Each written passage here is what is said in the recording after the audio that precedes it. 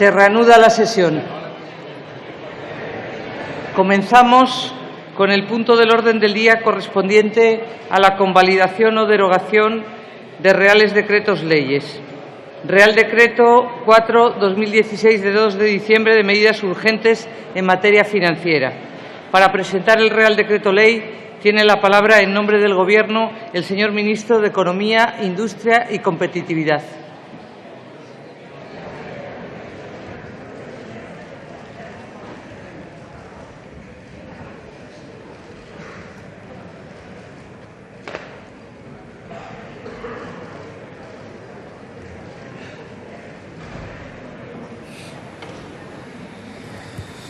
Muchas gracias, presidenta. Señorías, tengo el honor de comparecer en esta Cámara para solicitar su apoyo a la convalidación del Real Decreto Ley de medidas urgentes en materia financiera. Esta norma se enmarca dentro del proceso de la Unión Económica y Monetaria en la que estamos inmersos, en particular la Unión Bancaria, que es el paso más importante que hemos dado los europeos desde la adopción de la moneda única. Este Decreto Ley consta de 3 actuaciones de diversa índole. En primer lugar, me referiré a la aprobación de una línea de crédito del Tesoro Público Español a la Junta Única de Resolución, que gestiona el Fondo Único de Resolución. Como saben, el Fondo de Resolución se va a dotar por los propios bancos de la zona euro en un periodo de 8 años. Sin embargo, hasta que el Fondo de Resolución esté completamente dotado y alcance su nivel objetivo, todos los Estados miembros deben poner a disposición de la Junta una financiación puente de la que únicamente se dispondrá como último recurso. España no había podido poner en marcha dicho mecanismo de financiación ya que el Gobierno estaba en funciones. Por tanto, debíamos proceder a su aprobación de manera urgente, puesto que éramos de los pocos países que no habían regulado esta situación. En segundo lugar, esta norma recoge una medida para maximizar la recuperación de las ayudas públicas concedidas a las entidades nacionalizadas. En ella se prevé una prolongación en 2 años del plazo legal para la desinversión del Estado en Bankia y BMN, aunque nada impide que se haga sin agotar el plazo. La obligación de desinversión en un plazo máximo de 5 años había sido una autoimposición del Gobierno español en el año 2012. No formaba parte ni de los planes de reestructuración ni de ningún requisito específico determinado por la regulación europea o por la propia Comisión con ocasión del programa de asistencia financiera. Y en tercer y en último lugar, este Real Decreto Ley incluye un ajuste del régimen contable de Sareb para definir el esquema de registro de las fluctuaciones de los precios de los activos en el balance de la sociedad. Si me permiten, a continuación me detendré brevemente en cada uno de estos puntos. Como todos ustedes saben, el Fondo Único de Resolución entró en funcionamiento el pasado 1 de enero de 2016. La creación de este fondo es un paso definitivo en la puesta en marcha del segundo pilar de la Unión Bancaria. Gracias a su constitución, serán las propias entidades y no los contribuyentes quienes tendrán que responder de la eventual resolución de una entidad de crédito. El fondo va a ser dotado progresivamente con las contribuciones de las entidades de crédito de todos los países de la zona euro. Para ello, se ha establecido un periodo transitorio que tendrá lugar entre 2016 y 2024 para alcanzar un tamaño equivalente al 1% de los depósitos cubiertos, alrededor de 55.000 millones de euros, de a los que a España le corresponde algo más de 5.000 millones. Durante este periodo transitorio podrían darse situaciones en las que los recursos con los que cuenta el fondo no sean suficientes para cubrir los eventuales costes de las operaciones de resolución de las entidades. Para hacer frente a tal eventualidad, el 8 de diciembre de 2015, el ECOFIN acordó que los Estados miembros participantes en la Unión Bancaria pusieran a disposición de la Junta Única de Resolución facilidades de préstamo que hiciesen de financiación puente. España, al igual que el resto de Estados miembros, se había comprometido a aprobar esta facilidad antes de septiembre de 2016, lo que, como ya he mencionado anteriormente, no fue posible por estar el Gobierno en funciones. Por lo tanto, a través del presente Decreto Ley se autoriza la puesta en marcha de la citada facilidad de préstamo entre España y la Junta Única de Resolución, por un importe máximo de hasta 5.291 millones de euros. Esta cuantía es equivalente a la estimación de la contribución española de la banca española a dicho fondo. En el caso de necesitarse la utilización de esta línea de crédito, sería la Secretaría General del Tesoro la encargada de facilitar los desembolsos necesarios al Fondo de Resolución. Permítame destacarles las características de esta facilidad de préstamo. Tiene carácter transitorio, en primer lugar, hasta que en 2024 el fondo sea financiado en su totalidad por contribuciones bancarias. Será únicamente empleada como mecanismo de última instancia, es decir, solo será utilizada una vez que se hayan agotado los demás fondos disponibles, incluyendo los fondos de recapitalización interna y las transferencias de las aportaciones al Fondo Único de Resolución. Es fiscalmente neutra, ya que el tipo de interés pagado por la Junta Única de Resolución será equivalente al coste de financiación del Tesoro. Y los potenciales o posibles desembolsos que en su casa se produzcan no tendrían impacto en el déficit público. En definitiva, la articulación de esta línea de crédito es un asunto de especial urgencia, ya que supone cumplir con el compromiso adquirido por España con la puesta en marcha de la unión bancaria. En segundo lugar, esta norma se refiere a la extensión del plazo de desinversión del FROP respecto a dos entidades, Bankia y BMN. Como recordarán, la Ley de Reestructuración y Resolución de Entidades de Crédito de 2012 establecía que el FROP debía realizar la desinversión de sus participaciones dentro de un plazo no superior a 5 años desde la fecha de suscripción o adquisición. Estos plazos finalizaban en diciembre de 2017 para la participación que el FROP mantiene en Bankia, algo más del 65%, y en marzo de 2018 para la participación en BMN, también algo más del 65%. Quiero reiterar que este límite temporal fue fijado internamente mediante una previsión del ordenamiento español y no deriva de ningún requerimiento de la Unión Europea. Como ya conocen, el FROP ha iniciado un análisis sobre diferentes alternativas de desinversión para maximizar la recuperación de las ayudas públicas. Está previsto que en el primer trimestre del próximo año tengamos ya las conclusiones de este estudio. Convendrán conmigo en que cualquiera que sea la estrategia final de desinversión, cumpliendo con los requisitos exigidos por la legislación vigente, difícilmente puede cumplirse en el plazo de un año. Asimismo, resulta indudable que acercarse mucho a la finalización del plazo dificulta la maximización de la recuperación de las ayudas a la que aspiramos, dado que el mercado tiende a minorar el valor de la participación cuanto más se aproxima la fecha obligatoria de desinversión.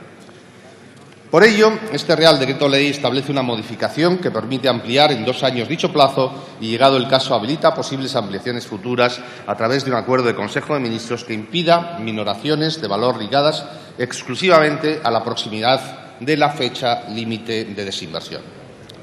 Esta extensión no implica necesariamente que aplacemos la desinversión. Lo que significa es que, si fuera necesario, dispondríamos de más tiempo para compatibilizar la obligación de desinversión con la maximización de los ingresos derivados de la privatización, un objeto expresamente previsto en la normativa de resolución. Por último, el texto de hoy que hoy se convalida incluye un ajuste contable en la Sociedad de Gestión de Activos procedentes de la reestructuración bancaria, Sareb. En 2015, el Banco de España aprobó una circular en la que se desarrollan las especificidades contables de Sareb. En esta norma se establece que la sociedad debe valorar anualmente todos los activos a precio de mercado. El presente Real Decreto Ley, sin modificar el fondo de dicho marco contable, concreta cómo deben registrarse contablemente estas valoraciones y define su impacto en el balance y en la cuenta de resultados sin alterar su imagen fiel. A partir de ahora, la citada valoración se recogerá en una cuenta denominada ajustes por cambio de valor, dentro del patrimonio neto, y se imputará resultados solo cuando el beneficio sea positivo y hasta el límite de dicho beneficio. Como saben, Sareb ha sido un instrumento clave en el saneamiento y reestructuración del sistema financiero español en el marco del Memorándum de Entendimiento de 2012 entre España y la Unión Europea. Su función era adquirir los activos financieros con garantía inmobiliaria o inmobiliarios puros de las entidades que atravesaban dificultades con el objetivo de mejorar la calidad de sus balances. En este sentido, Sareb ha sido uno de los instrumentos más poderosos para cambiar la percepción que existía de la banca en el año 2012. Sareb presenta particularidades, señorías, por su objeto social singular y por el interés público derivado de su actividad. Su misión fundamental y la razón de su creación es ganar tiempo para la venta de los activos recibidos. Por esa razón, se estableció un horizonte temporal de 15 años, finalizado el cual es obligatorio la desaparición de la sociedad. Y para facilitar este proceso, contó con una financiación en condiciones privilegiadas. Bonos emitidos con la garantía del Estado y con la posibilidad de ser descontados en el Banco Central Europeo. En este contexto, la modificación de este Real Decreto Ley, sin alterar la transparencia e imagen fiel de las cuentas de la compañía, impide que la volatilidad de la evolución del mercado inmobiliario condicione la estrategia de la entidad. Asimismo, evita la necesidad de adoptar medidas con impacto en el déficit público y permite mantener el objetivo final, que no es otro que la maximización del valor de las ventas al final de los 15 años. En definitiva, señorías, Sareb es una entidad de naturaleza diferente a las sociedades financieras e inmobiliarias tradicionales. Su objeto es ser un instrumento de saneamiento de entidades en dificultades. Por eso se le ha dotado de una estructura de financiación y un horizonte temporal dilatado para evitar las fluctuaciones a corto plazo del mercado inmobiliario. Señorías, concluyo ya. Hoy convalidamos una norma que impulsa la unión bancaria, un hito histórico de la Unión Económica y Monetaria, fundamentalmente porque ha sido clave para reducir la fragmentación financiera y romper el vínculo nocivo entre el riesgo soberano y el bancario, dos aspectos que habían supuesto una seria amenaza para el euro durante los pasados años. La creación del Fondo Único de Resolución es un paso vital en la puesta en marcha del segundo pilar de la unión bancaria, gracias al cual serán las propias entidades y no los contribuyentes quienes tendrán que responder ante la eventual resolución. En este mismo sentido, es fundamental que avancemos también en la consecución del tercer pilar, el Esquema Europeo de Garantía de Depósitos, que, como saben, España apoya claramente. Actualmente, este mecanismo sigue discutiéndose en paralelo a una serie de medidas para minorar o reducir el riesgo del sector financiero. Lograr una mayor mutualización es imprescindible, señorías, si queremos que el euro funcione, tal y como ha puesto de manifiesto la reciente crisis. En definitiva, señorías, hemos sentado las bases para dotarnos de mayores y mejores herramientas ante futuras crisis bancarias en Europa. El sector financiero español ha experimentado una profunda transformación tras el proceso de reestructuración, saneamiento y recapitalización iniciado en 2012. Un proceso que ha permitido que el sector bancario español no solo no genere dudas, sino que, como está sucediendo, a diferencia de lo que está sucediendo en otros países europeos, contribuya al crecimiento económico de nuestro país. Hoy nuestro sistema financiero es más fuerte, transparente y cuenta con un mejor gobierno corporativo. Y todo ello ha sido fundamental para la recuperación y el crecimiento económico. En consecuencia, es preciso que sigamos impulsando la mejora de la regulación financiera. Por ello, señorías, confío en obtener su apoyo para la convalidación de este Real Decreto Ley. Muchas gracias. Muchas gracias.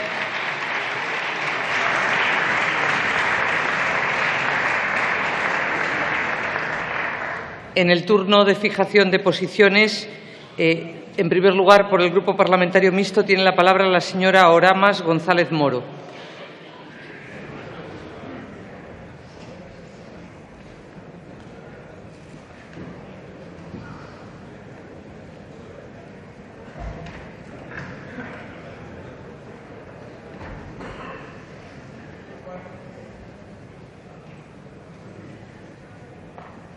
Gracias, señora presidenta.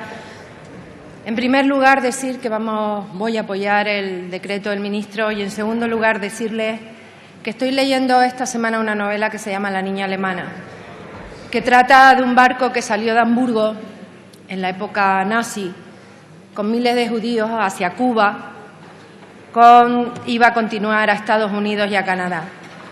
Y de pronto los países miraron para otro lado y solo dejaron desembarcar en Cuba 27 personas y el barco volvió para Europa.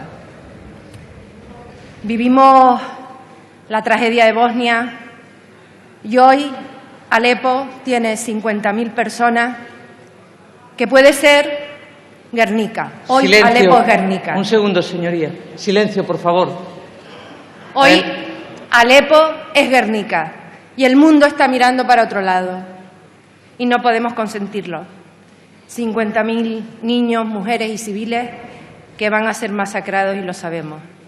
Y aunque hoy es importante, yo y este país no se puede callar. Muchas gracias, señora presidenta.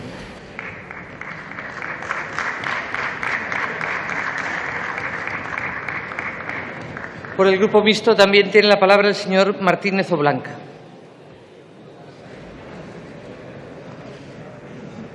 Ruego silencio, señorías.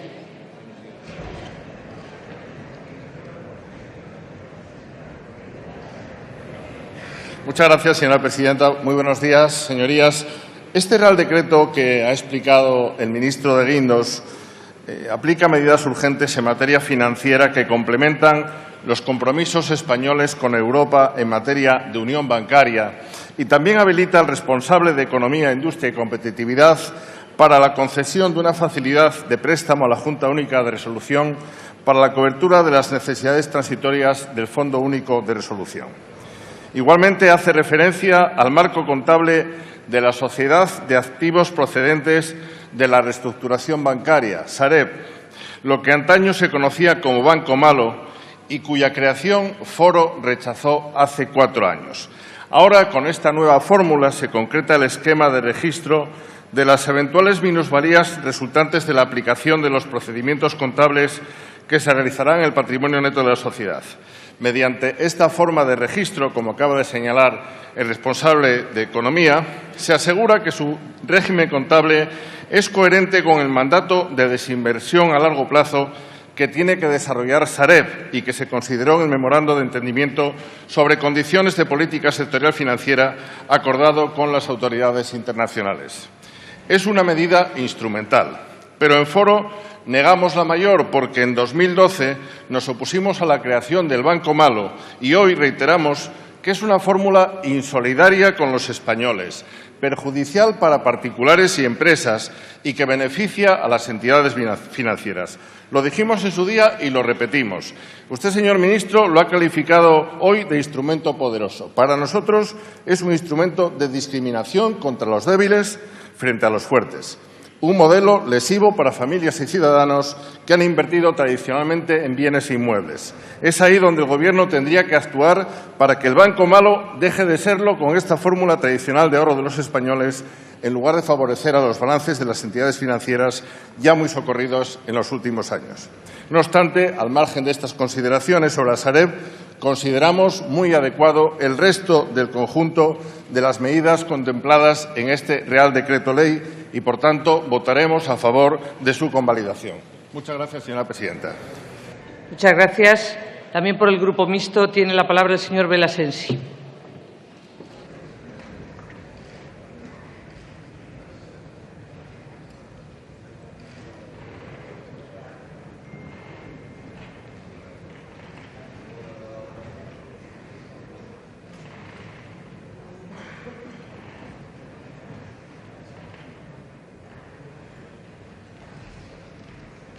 Gracias, presidenta. Señor ministro, le avanzo que vamos a votar a favor de la convalidación de este Real Decreto Ley. En todo caso, ya le digo de forma anticipada, y no se lo voy a poder decir al próximo ministro que va a pedir una convalidación, que agradecemos el esfuerzo desde el Ministerio, desde el Grupo Parlamentario, para darnos a conocer el contenido y poder interlocutar al respecto en relación al Real Decreto en cuestión. 3 cuestiones, usted lo ha explicado fácilmente. Nuestro grupo somos de los de cumplir nuestras obligaciones en el ámbito europeo. Los compromisos en el Ecofin se han retrasado por motivos que seguramente no quería nadie, pero en todo caso se deben cumplir y, por tanto, estamos a favor. En cuanto a la posibilidad de dar un mayor plazo para la desinversión, en el caso más relevante de Bankia, nos parece también razonable.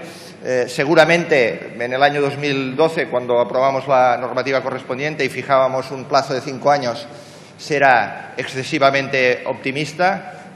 En todo caso, ahora lo fijamos en 7 años con una reserva que, en todo caso, bueno, eso sí que podía ser discutible. Se va a reservar al Consejo de Ministros de poder ampliarlo. Nada que decir al respecto.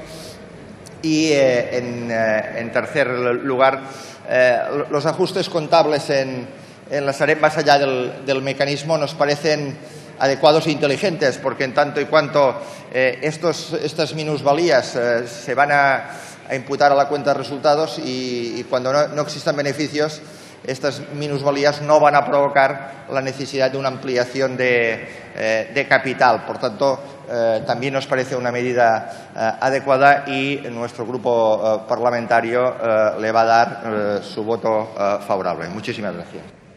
Muchas gracias. Por el Grupo Parlamentario Vasco PNV tiene la palabra el señor Esteban Bravo.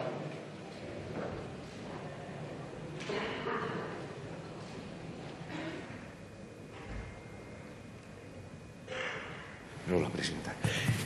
Buenos días. La verdad es que breve y conciso. No voy a agotar el tiempo porque hay que preguntarse si las medidas contenidas en el decreto son lógicas o no. No voy a ir al origen de algunos de los instrumentos que estamos discutiendo, hablar del inicio de la unión bancaria, ni por qué la Sareb, ni por qué el FROB, porque eso lo único que nos podría conducir es a la melancolía.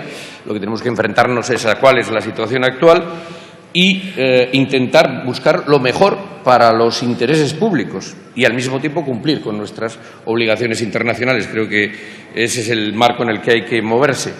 Y nosotros tenemos el espíritu de no complicar las cosas políticamente sin ninguna necesidad y de intentar solucionar los problemas prácticos que es exactamente lo que se nos presenta aquí en tres áreas diferentes. Por lo tanto, nosotros vamos a actuar así, vamos a votar favorablemente. Abogo también porque el Gobierno mantenga ese mismo espíritu de colaboración a la búsqueda de soluciones en relación con problemas que tienen planteados en el día a día otras administraciones, por ejemplo, las comunidades autónomas. En cuanto al primer asunto, al tema de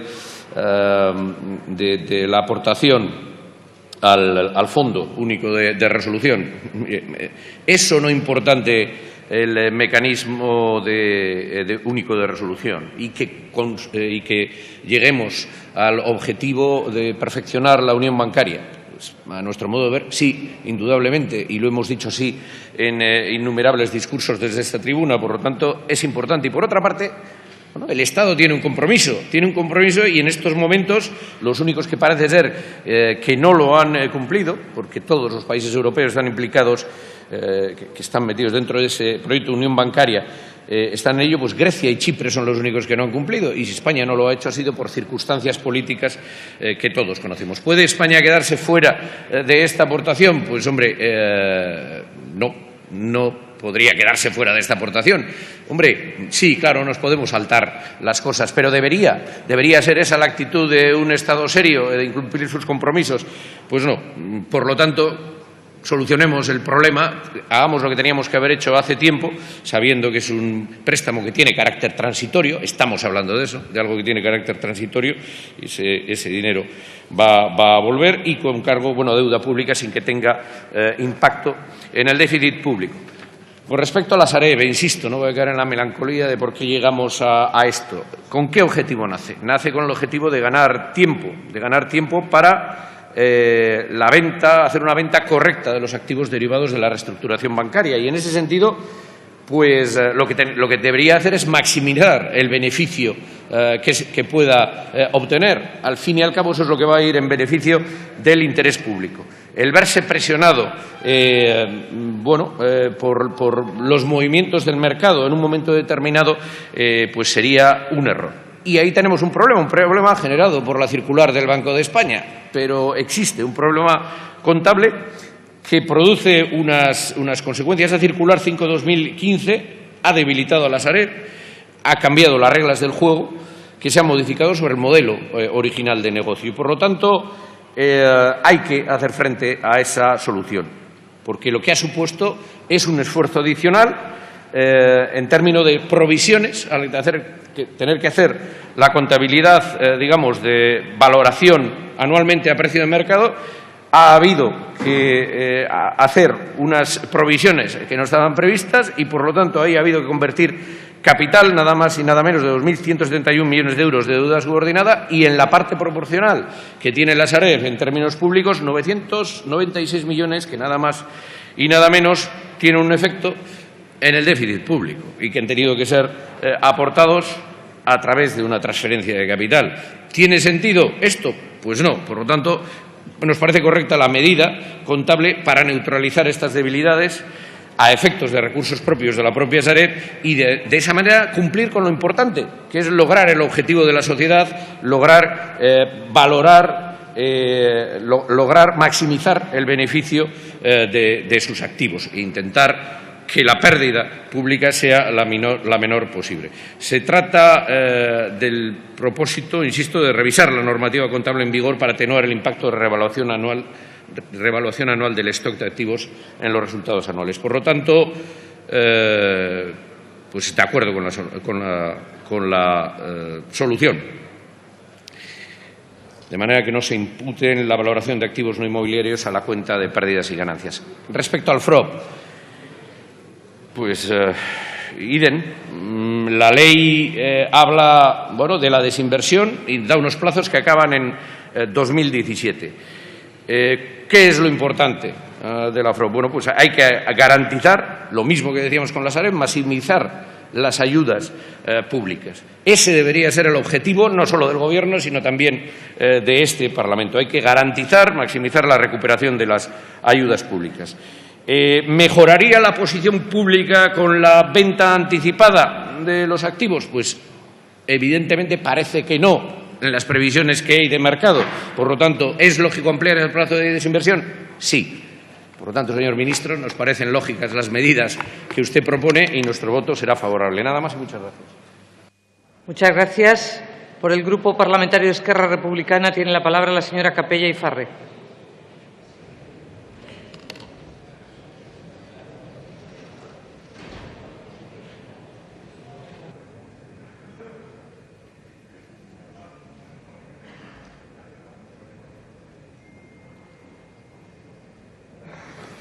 Bon dia, presidenta, diputadas y diputats. Bien, con independencia del sentido del voto o de nuestro voto de Esquerra Republicana en relación a la convalidación del presente Real Decreto, que ya anticipo que va a ser abstención, ustedes, como siempre, desde el punto de vista de Esquerra Republicana, nos presentan un Real Decreto que para nosotros lo calificaríamos un poco de popurrí, porque hay cosas que podríamos compartir, como es el primer aspecto, en este caso el primer artículo de este Real Decreto, en relación a la Junta Única de Resolución. Nosotros, Esquerra Republicana, en este sentido entendemos que efectivamente se le daría apoyo sin ningún tipo de problema al entender que es esta nueva autoridad a nivel europeo con sede en Bruselas y competente para decidir, junto con el BCE, cómo resolver un banco si éste entra en problemas. Este nuevo mecanismo de resolución, que está vigente desde el 1 de enero de este año, tiene como objetivo principal evitar que los gobiernos terminen vertiendo recursos públicos para salvar bancos. Es el segundo pilar de la unión bancaria. El primero sería la supervisión única de los bancos y el tercero, que aún está por desarrollar, sería el Fondo de Garantía de Depósitos Europeos. Bien, como siempre, solo quedan 4 países y entre estos 4 países se encuentra el Reino de España. Bien, también me atrevo a pedirles desde esta tribuna, y en este caso el Gobierno del Reino de España, que garantice una buena monitorización anual de las aportaciones privadas a fin de poder asegurar que efectivamente el retorno será gradual de este anticipo público y, por tanto, existirá este retorno. El segundo aspecto que se regula en este Real Decreto es lo que se ha venido a denominar el Banco Malo, la Sareb, ¿no? Viene a establecer una habilitación para fijar un marco de valoración de la cartera de la Sareb. En resumen, como decía, no es más que el reflejo de una forma de actuar durante décadas promoviendo lo que ha sido la burbuja inmobiliaria, lo que debería ser un sector que evoluciona por factores normales. Se ha visto durante muchos años sumido en una auténtica burbuja que intentaba transformar el mercado de la vivienda y no como una necesidad vital básica para todos los ciudadanos. Se convirtió en unos productos financieros que debían proporcionar beneficios cada vez mayores. Cuando el Gobierno nos habla de alta volatilidad de los activos, se está refiriendo efectivamente al precio de los pisos, que en definitiva continúa, a criterio de Esquerra Republicana, continúa rigiéndose por la codicia, más que por las necesidades reales de las personas, de la ciudadanía. Es por este motivo que nosotros decíamos que en este Real Decreto, la convalidación que se presenta en el día de hoy, para nosotros hay aspectos que no nos costaría nada darles apoyo, pero en este aspecto concreto sí. Entre otros motivos, porque, como decía, las hipotecas se titularizaron en su día, se venden como paquetes de activos a fondos de inversión para obtener, como decíamos también, una altísima rentabilidad financiera con carácter inmediato.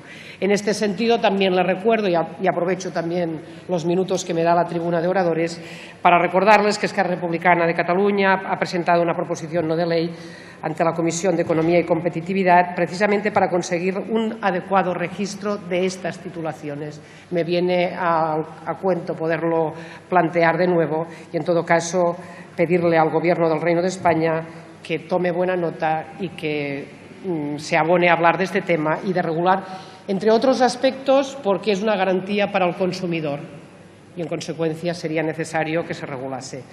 El tercer aspecto es el que va referido al periodo de desinversión del FROB.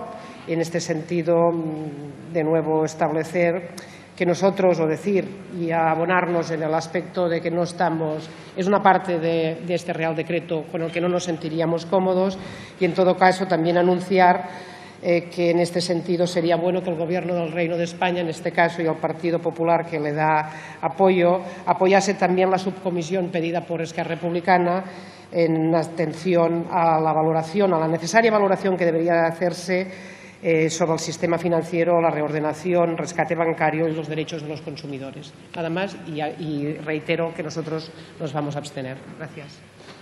Muchas gracias. Por el Grupo Parlamentario Ciudadanos tiene la palabra el señor de la Torre Díaz.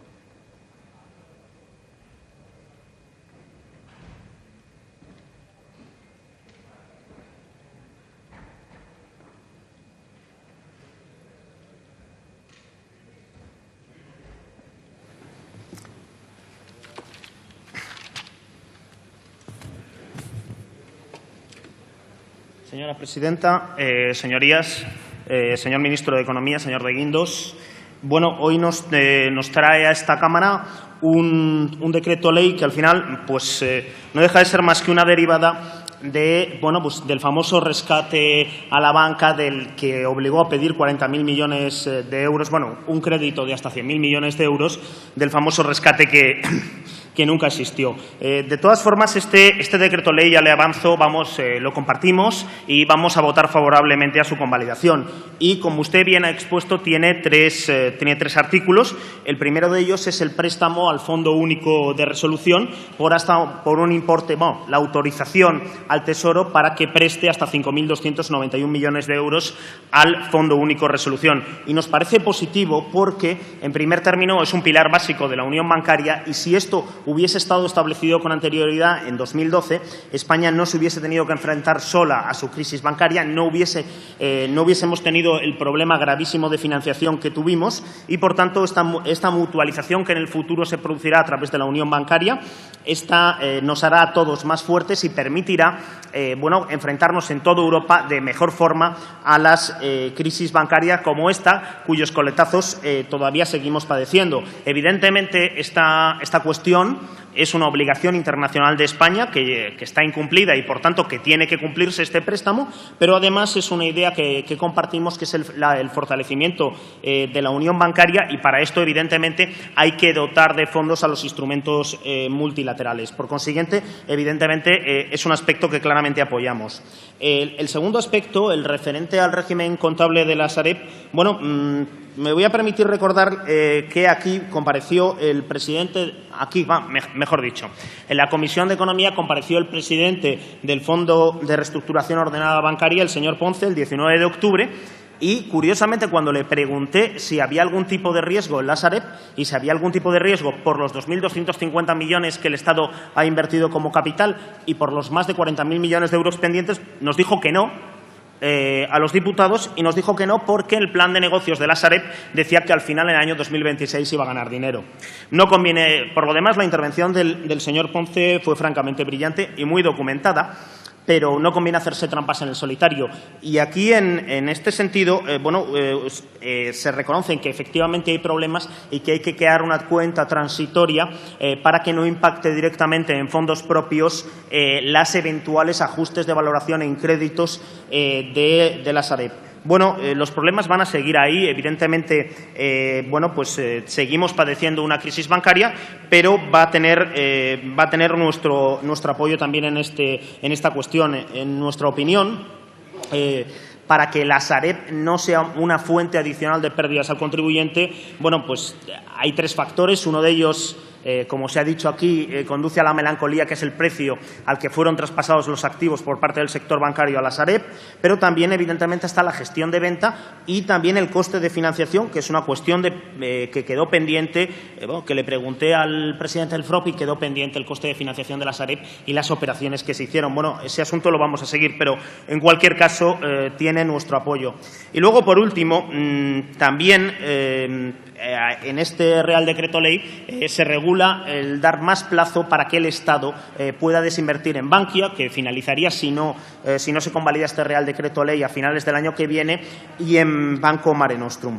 Bueno, en este sentido nos parece una cuestión básicamente de sentido común, porque evidentemente si no se le da más plazo al Estado, aunque finalmente no lo utilice, evidentemente aquellos eventuales compradores esperarán al final e intentarán vender al precio más bajo posible. Y esto significará, intentará que el Estado les venda al precio más barato posible, y esto, bueno, pues evidentemente supondrá un perjuicio para los contribuyentes. Hombre, está muy mal que esto lo diga yo, que esto es una cuestión de sentido común, porque es precisamente la propuesta que les hicimos el 19 de octubre públicamente en la Comisión de Economía, el dar más plazo, y que, bueno, como ha recogido también algún diario, también efectivamente se la hemos trasladado en las reuniones que hemos tenido. Y nos parece, bueno, que efectivamente que también es una buena idea y una cuestión desde un punto de vista financiero de sentido común.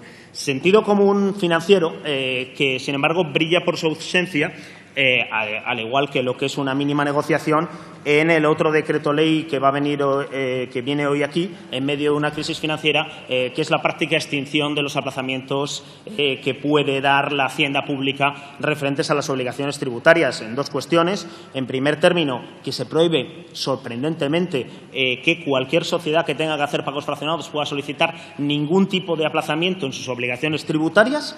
Esto, desde luego, pues no va a ayudar ni al cumplimiento correcto de las obligaciones tributarias ni va a mejorar la recaudación. Segundo término, también se prohíbe aplazar el IVA, salvo que se pruebe que este IVA no se ha cobrado.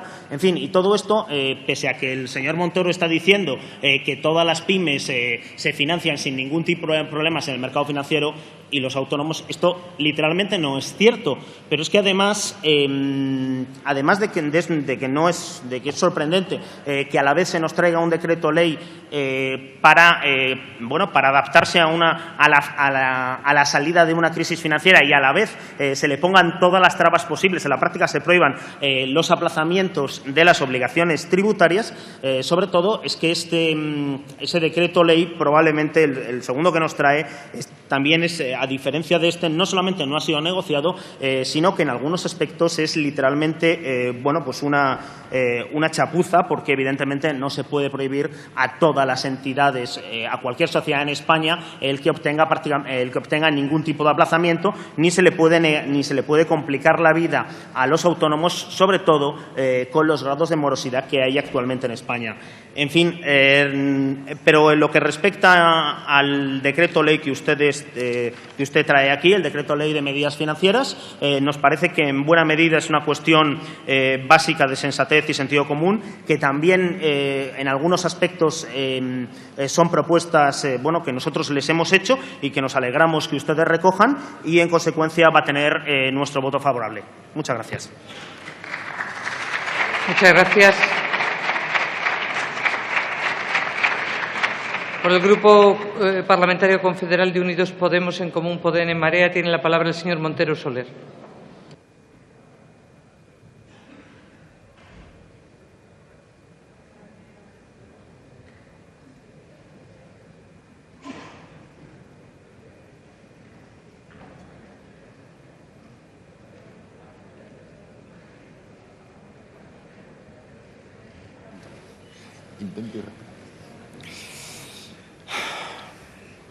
Señora presidenta, señorías, señor ministro, nos presenta usted aquí un Real Decreto de medidas urgentes en materia financiera para que lo convalidemos, y ya le adelanto que no lo vamos a hacer.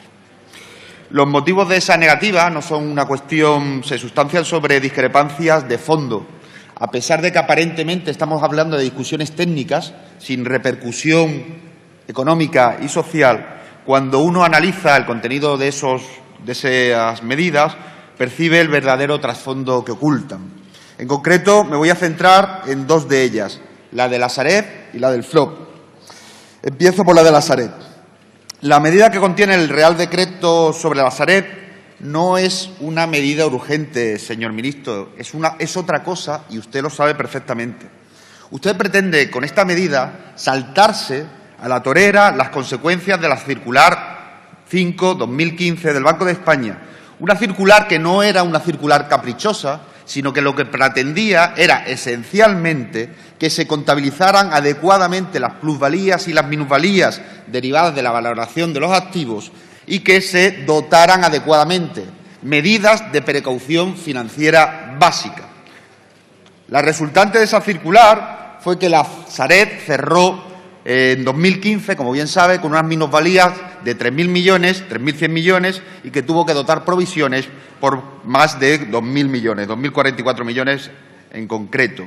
A continuación de ahí, tuvo que capitalizar la Sareb con 2.171 millones de euros de la deuda subordinada. Y es ahí donde empiezan los problemas que estamos tratando ahora y que nos llevan a la cuestión de fondo, que es que o la Sareb tiene que ser liquidada en el momento en que su patrimonio neto llegue a ser inferior al 50% de su capital social, o tiene que verse obligada a ser capitalizada, a aumentar su capital si supera su patrimonio neto, disminuye, se queda por debajo del 66% de su capital social, con el problema añadido de que tiene graves problemas para capitalizarse, entre otras cosas porque el Estado no puede poner más capital para no superar el 50% y no consolidar como ente público a la Sareb, y porque la Sareb se ha capitalizado con la deuda subordinada con la que se creó.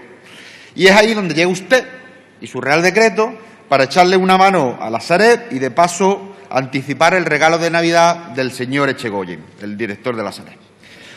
Y es que si todo esto que estoy contando hasta ahora a la ciudadanía le suena chino, y probablemente a todos los miembros de la mayor parte de los miembros de la Cámara, lo que está haciendo usted es algo que, cuando se lo explique, lo exprese en estos términos, sí que lo va a entender. Usted está haciendo un ejercicio de contabilidad creativa, señor ministro, y todo el mundo en este país ya sabe que la contabilidad creativa es mal, con mayúsculas, léalo así. Lo que está tratando es de maquillar las cuentas de la Sareb para que en la Sareb no aparezcan año tras año pérdidas y aparezcan sorprendentemente año tras año beneficios. Lo que está tratando es que las pérdidas de la Sareb se conviertan, por arte de birlibirloque, simplemente cambiando la Ley 9/2012, en beneficios.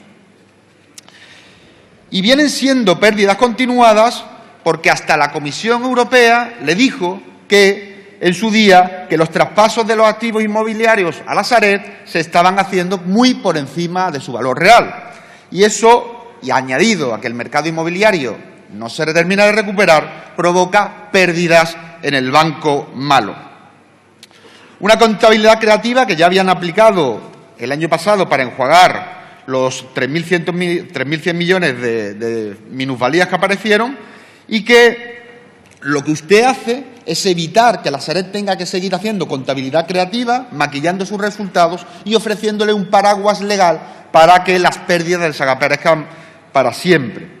Y además, no contento con eso, legisla para que las minusvalías no reduzcan el patrimonio neto de la Sareb, de manera que no se tenga que ver obligado a exigir una nueva capitalización, entre otras cosas porque la capitalización exigiría que la mayor parte del capital tuviera que ser puesto por los socios distintos al Estado, que sorprendentemente es la mayor parte del sistema bancario.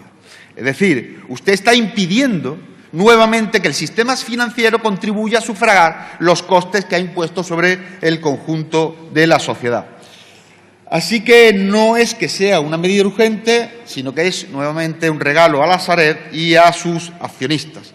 El problema es que esto no resuelve los dos graves problemas de fondo que la Sareb sí que tiene. La Sareb uno y la sociedad española otro. El primero, el financiero. La Sareb presenta pérdidas porque usted sabe, como le he dicho y como se lo dijo la Comisión Europea, que los activos se compraron a precios sobrevalorados. Y como estamos en el mundo al revés, señor ministro, ustedes llegan, limpian la cartera del sistema bancario de los activos inmobiliarios que, lamentablemente, el sistema bancario había generado en ese exceso de avaricia que provocó la burbuja inmobiliaria. Para hacer frente a la limpieza del balance de la banca, contratan deuda con la propia banca a la que están limpiando. Y ahora, todos los meses o todos los años, tenemos que transferir ingresos a la Sareb de la Sareb hacia el sistema bancario para atender los intereses de la deuda que hemos contraído con el sistema bancario. Y la cosa es más grave aún si en los próximos 10 años que le quedan de vida a la Sareb no se venden los activos a los precios a los que se compraron, sobrevalorados, y no se amortizan los costes de amortización y los costes financieros y de mantenimiento que tienen mantener la cartera de activos inmobiliarios que sigue manteniendo de forma engordada la Sareb. De manera que, a ver cómo explica en ese momento, en el que si no se han vendido habrá que hacer frente a la deuda contraída, a ver cómo se explica en ese momento que una Sareb que viene teniendo beneficios todos los años va a tener que ser rescatada con el dinero de los contribuyentes. A ver cómo lo explica en ese momento. Y el otro grave problema de fondo ya no es de la Sareb, sino es del conjunto de la economía española. El problema de verdad, el real, el que tienen los ciudadanos que viven en este país. Y es que cada día se siguen produciendo cientos de lanzamientos de desahucios, de lanzamientos hipotecarios, de desahucios y de gente desalojada de sus viviendas. Y ese problema a usted parece que no le preocupa lo más mínimo, porque si le preocupara, en lugar de modificar la ley que regula el maquillaje contable de la Sareb, lo que tendría que haber hecho es modificar su naturaleza estatutaria para convertir la Sareb en una agencia de alquiler de vivienda social o que al menos pudiera ayudar a la política social de la vivienda. Y eso no se lo pido yo ni mi grupo parlamentario. Se lo estaba pidiendo la defensora del pueblo, la señora Soledad Becerril, cuando en el mes de febrero le pidió que se incorporara al Fondo de la Vivienda Social. Se lo pidió a su ministerio y su ministerio le dijo que no, la Sareb no estaba para eso. Así que legislar a favor del sistema financiero, sí, y de urgencia, pero legislar a favor de las necesidades de los ciudadanos, no y nunca. Lo que está haciendo, señor ministro, con esto es maquillar sus cuentas de las cuentas de la Sareb para evitar que todo el mundo perciba que lo que es un banco malo se ha convertido en un banco zombi y que, por lo tanto, vamos camino de que nos cueste mucho dinero a todos los españoles. Y, por otro lado, el Real Decreto incorpora otra medida con la que tampoco estamos de acuerdo. Me queda poco tiempo y voy a pasar rápidamente con ella. Usted propone ampliar el plazo para desinvertir, privatizar Bankia y BMN 2 años por encima de los 5 iniciales. Y no es que estemos de acuerdo en que sean 2 ni 22. Lo que estamos en desacuerdo es que se privatice Bankia y BMN. Lo que estamos en desacuerdo es que en este país no haya una banca pública, una banca que ya tenemos porque se ha nacionalizado y que no actúa como tal. Porque además va contra el sentido común más evidente que en estos momentos se esté planteando la privatización de Bankia, un banco que se crea, tras el rescate de la Caja de Ahorros que había sido gestionada de forma corrupta y absolutamente lesiva para los intereses de los ciudadanos españoles, que se nacionaliza, que se sanea, que se pasa a titularidad pública y de repente la titularidad pública, bajo titularidad pública, mejor dicho, pasa a repartir dividendos, pasa a ser rentable. Usted nos está proponiendo no solo que privaticemos un banco público, sino que privaticemos un banco público que reparte dividendos y que podría ser un instrumento perfecto para apoyar la política financiera y la política social del país en estos momentos. Por lo tanto, señor ministro,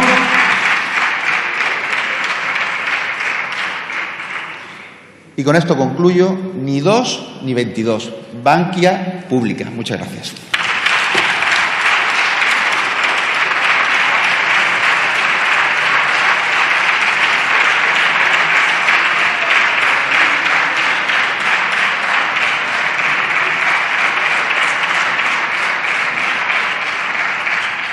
Muchas gracias. Por el Grupo Parlamentario Socialista tiene la palabra el señor Lasarte Iribarren.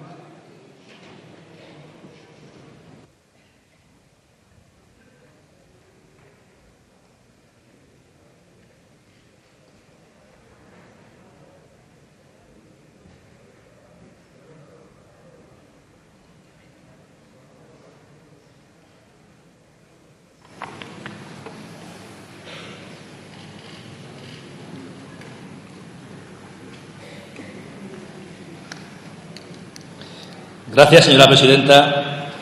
Señorías, intervengo para explicar la posición del Grupo Socialista en la convalidación del Real Decreto Ley 4/16. Silencio, por favor. De medidas urgentes en materia financiera que aborda, como ya se ha dicho, 3 asuntos.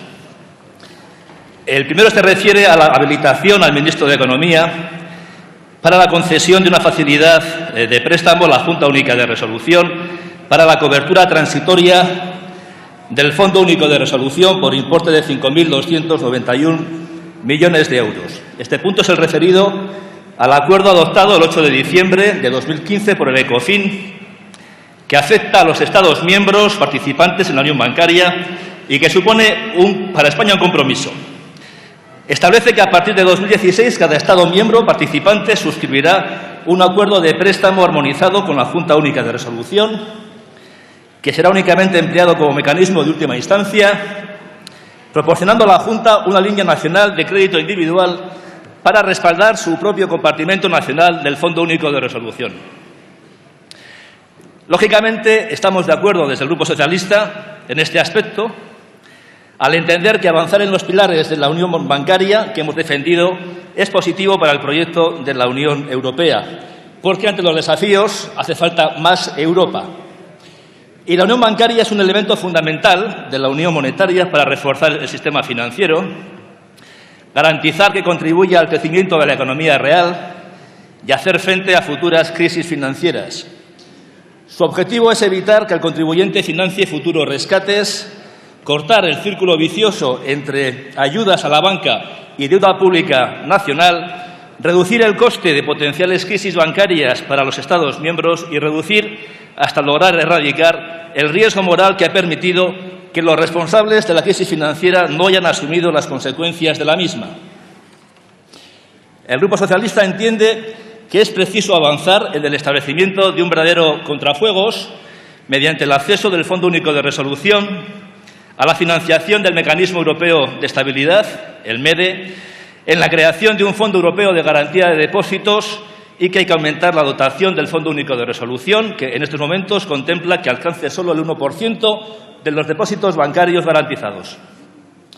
Sin embargo, señor ministro, nos surgen dudas que nos gustaría que usted nos aclarase sobre si ese dinero puede llegar a ser ayuda a fondo perdido o no, y en qué circunstancias se podría producir esa eventualidad, y si podría computar como déficit en un momento determinado. En palabras de la Comisión, serían casi 5.300 millones de euros que persiguen que si hubiera nuevas situaciones de crisis financiera, éstas se salden con la menor aportación posible de los contribuyentes, pero podría haber aportación, una vez más. Y nos gustaría dejar constancia de la existencia del riesgo de que las aportaciones que se hagan por parte del Estado al Fondo Único de Resolución se pierdan y además puedan llegar a computar en déficit. El segundo apartado del Real Decreto es la modificación de la Ley 9/2012 de 14 de noviembre de reestructuración y resolución de entidades de crédito, que afecta directamente a las normas de contabilización de la Sareb. Es un artículo técnico referente a la aplicación de la valoración contable por unidad de activos en cumplimiento de la circular del Banco de España de 2015 y que añade que la contabilización de las minusvalías que se puedan producir no irán contra la cuenta de pérdidas y ganancias, sino contra una cuenta especial dentro del patrimonio neto que no estará sujeta a lo dispuesto en la regulación legal de las sociedades de capital a los efectos de reducción de capital social y de la disolución obligatoria por pérdidas.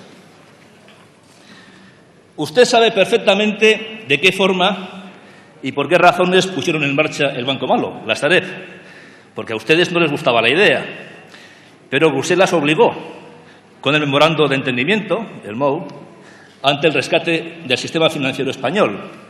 Y lo hicieron corriendo y mal. Señor ministro, usted sabe que desde su creación en 2012, la Sareb ha sido una entidad mal gestionada, con pérdidas recurrentes y de importes muy elevados.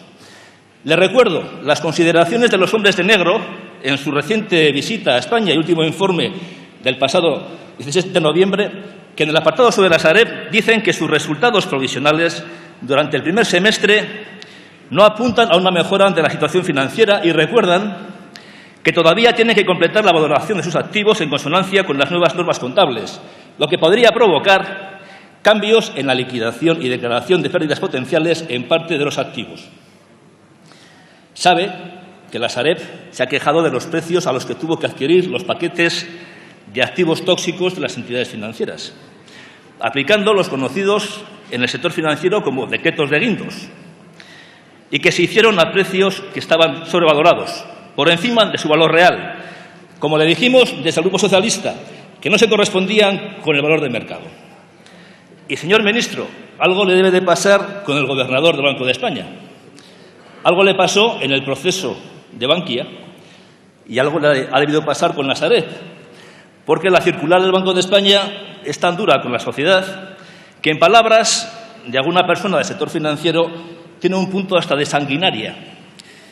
La aplicación de la circular aprobada por el Banco de España en el año 2015 generó minusvalías en activos individuales por importe de 3.012 millones de euros, con los consiguientes saneamientos contables que han obligado a rehacer las cuentas de los años 2013, 2014 y 2015, y obligado a convertir deuda subordinada en capital, que en el caso del FROC, como ya se ha dicho en la tribuna anteriormente, ha supuesto 996 millones de euros con impacto directo en el déficit público del año 2016. Y si no se hiciera nada, todo apunta a que en el cierre contable del 2016 habría que provisionar de nuevo minusvalías, con nuevos impactos en déficit y posiblemente con necesidad de nuevos fondos y que el Estado aportara más recursos públicos. Y por eso nos parece oportuno cambiar algunos aspectos de las normas contables de Sareb para que la sobrevaloración en los activos adquiridos en la aplicación de los decretos de guindos no suponga nuevas aportaciones de recursos de los contribuyentes, por pérdidas contables, por minusvalías latentes en la valoración actual de los activos individuales ante la actual situación de los fondos propios de la sociedad. Un proceso mal concebido y gestionado del que nos gustaría que empezara a encontrar un cierto orden y al que deseamos un recorrido exitoso por el bien general, hasta su liquidación prevista en el plazo de 15 años.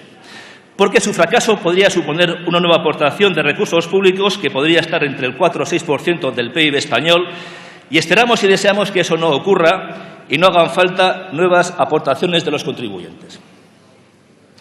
Y estando de acuerdo con esa modificación contable, echamos en falta otras consideraciones como la exigencia de más y mejor transparencia en la gestión y en las cuentas de la sociedad y, desde luego, mucha mayor sensibilidad social con la gestión de los inmuebles deshabitados.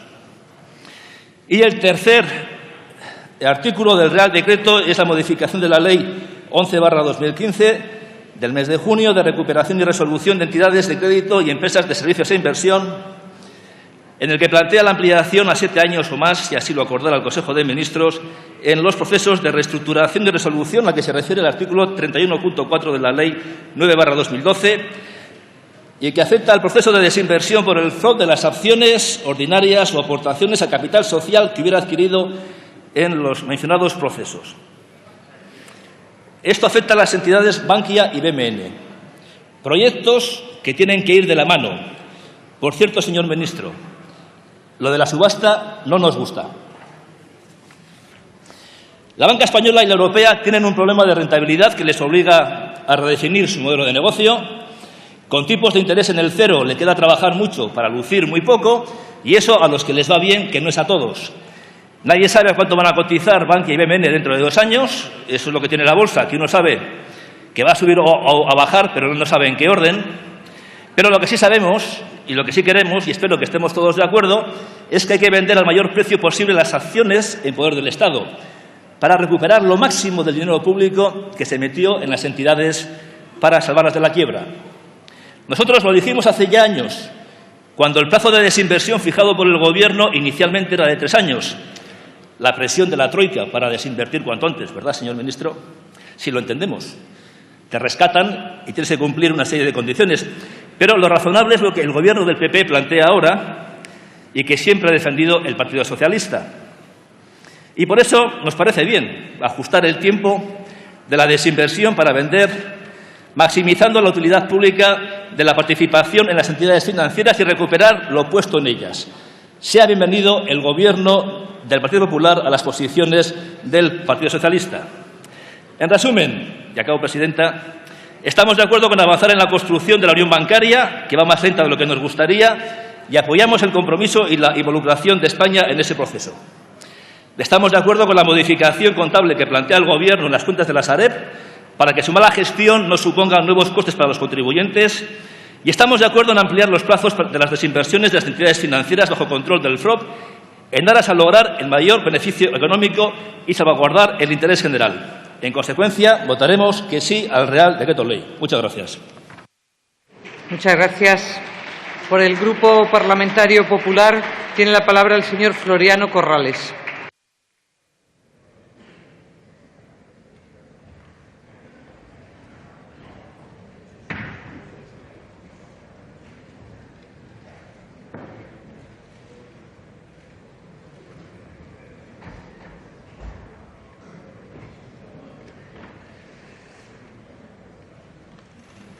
Muchas gracias, señora presidenta. Señoras y señores diputados, yo creo que todos estaremos de acuerdo en que se ha producido un cambio de tendencia en el conjunto de la economía española en los últimos años y que esto ha permitido que haya una mejora en las familias, en la vida de las familias, que ha habido una mejora en el empleo. Y una de las razones por las que se ha producido precisamente esa mejora a la que me estaba refiriendo es porque se ha finalizado con éxito el programa de asistencia financiera que facilitó la reconstrucción del sector bancario, que eliminó las dudas sobre la solvencia de nuestro sector bancario y que está permitiendo recuperar el crédito sobre las familias y para las empresas. Hoy los datos de crecimiento de nuestra economía, los datos de empleo, yo creo que nos permiten ser razonablemente optimistas de que hemos encarado claramente la salida de la crisis. Pero, como les decía, una de las razones es precisamente a que se supo abordar la situación del sector financiero en nuestro país y resolverlo desde la llegada del Partido Popular al Gobierno. El Real Decreto Ley que hoy se discute en esta Cámara se inscribe en esa política de saneamiento, en esa política de crecimiento, en esa política de generación de empleo. Una de las cosas que ha dejado clara esta crisis es que la estabilidad del euro no podía ponerla en cuestión la confusión entre la deuda soberana y la bancaria, y que la manera de evitarla era precisamente dar pasos decididos hacia la unión bancaria, sobre todo en los países de la zona euro. Si el mecanismo único de supervisión es el primer pilar de esa unión bancaria, el mecanismo único de resolución y su fondo, el Fondo Único de Resolución, es el segundo, que permitirá además, señorías, y voy entrando en algunas cuestiones que han comentado algunos de los portavoces de esta Cámara, permitirá este fondo que sean las entidades y no los contribuyentes quienes tengan que responder ante una eventual quiebra bancaria. Yo, ante las dudas que planteaba el portavoz del Grupo Socialista, sí me gustaría recordarle que estas facilidades de préstamo que se autoriza al ministro para firmar es un mecanismo, funciona como un mecanismo de última instancia una vez que se hayan agotado todas las vías internas y que además su financiación va con cargo a deuda y no va con cargo al déficit público. Por eso, y en su reflexión yo creo que estaba latente, podemos decir que este Real Decreto significa más Europa, porque habilita los mecanismos para que podamos hacer la contribución que nos corresponde como Estado miembro a la Unión Bancaria en este periodo transitorio. Yo creo también que este Real Decreto significa que el Reino de España cumple con las autoridades internacionales, con el principio de transparencia y la normativa de cuentas sin dificultar el objetivo principal de la Sareb, que es la venta de activos en las mejores condiciones de mercado. Y yo, por entrar en las reflexiones que hacía el portavoz del Grupo Confederal de Podemos, el señor Montero, yo creo que si se analiza cuál es la naturaleza de la sociedad de la Sareb, creo que es poco riguroso, permítame, no se lo digo con ningún ánimo de molestarle, pero es poco riguroso decirle que se le está echando una mano a la Sareb. Yo creo que si se entiende la naturaleza jurídica de la Sareb y el objetivo que persigue, lo que se hace precisamente es tomar decisiones para poder cumplir con nuestros compromisos europeos. Eso es lo que se hace, no se hace otra cosa. Y luego en su reflexión creo que va en una dirección que, permítame, que sea, me sienta un tanto agredido. Eso de que usted habla en nombre de la gente y yo en nombre de las élites financieras, ¿no? Claro. ¿Qué ocurre? Sí, ustedes están de acuerdo, sí, ya lo sé. Pero ¿qué ocurre? Que quienes me votan a mí sabiendo que yo voy a defender aquí los intereses de la élite financiera es que no se enteran. Solo se enteran los que le votan a ustedes, porque son más listos. Reconocerán conmigo que no se puede despreciar a la gente sencillamente porque no les voten a ustedes. No se puede despreciar a la gente. Porque si no, alguien podría pensar que desde el punto de vista democrático sus principios son bastante débiles. Porque hay algo más riguroso, más peligroso, si cabe, ¿no? Habla en nombre de la gente porque usted sabe lo que le conviene. Nosotros no sabemos lo que le conviene a la gente. Y claro, si ustedes saben lo que le conviene y ustedes hablan en nombre de la gente, pues claro, ¿cómo nos van a permitir, por ejemplo, que decidamos cómo queremos educar a nuestros hijos si solo son ustedes los que saben lo que le conviene a la educación de nuestros hijos?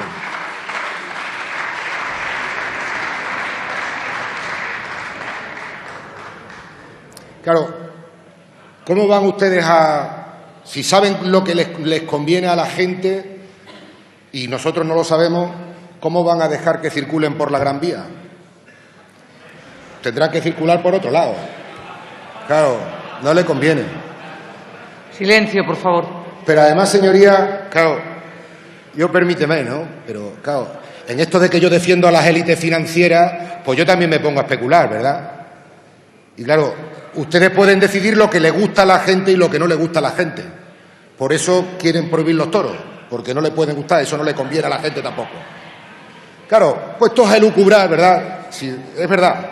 Pero puestos a elucubrar, no nos digan a nosotros que estamos precisamente con este Real Decreto tomando decisiones para evitar que sean los contribuyentes los que tengan que hacer frente a los riesgos de quiebra del sector financiero. No nos digan a nosotros que defendemos los intereses del sector financiero cuando lo que estamos es defendiendo los intereses de las personas, de los contribuyentes, de los ciudadanos, de la gente, en definitiva, señorías. Eso es lo que estamos haciendo. Yo creo que hay poderosas razones para votar a favor de esta iniciativa. Creo que hay 3 razones, si ustedes me permiten concluir.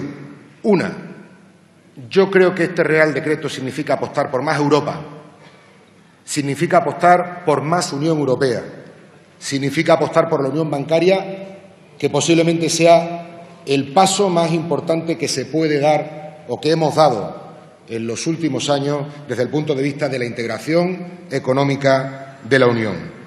Significa también que el Reino de España siga siendo un socio fiable, que cumple sus compromisos con nuestros socios europeos. Y además, señoría, yo creo que este Real Decreto pone en evidencia cómo lo que se pretende es también darle un uso eficiente al uso de los recursos públicos ampliando el plazo para la desinversión de los activos públicos en aquellas entidades que tuvieron que ser nacionalizadas, precisamente para encontrar el mejor momento de venta con el precio más alto que nos permita recuperar, por tanto, el mayor dinero, la mayor cantidad de dinero para los contribuyentes. Más Europa, que el Reino de España cumpla sus compromisos y que le damos un uso eficiente a los recursos públicos, creo que son tres razones muy poderosas para votar a favor de este Real Decreto. Voto a favor que yo le solicito humildemente a todos y cada uno de ustedes en nombre del Grupo Parlamentario Popular. Nada más y muchas gracias.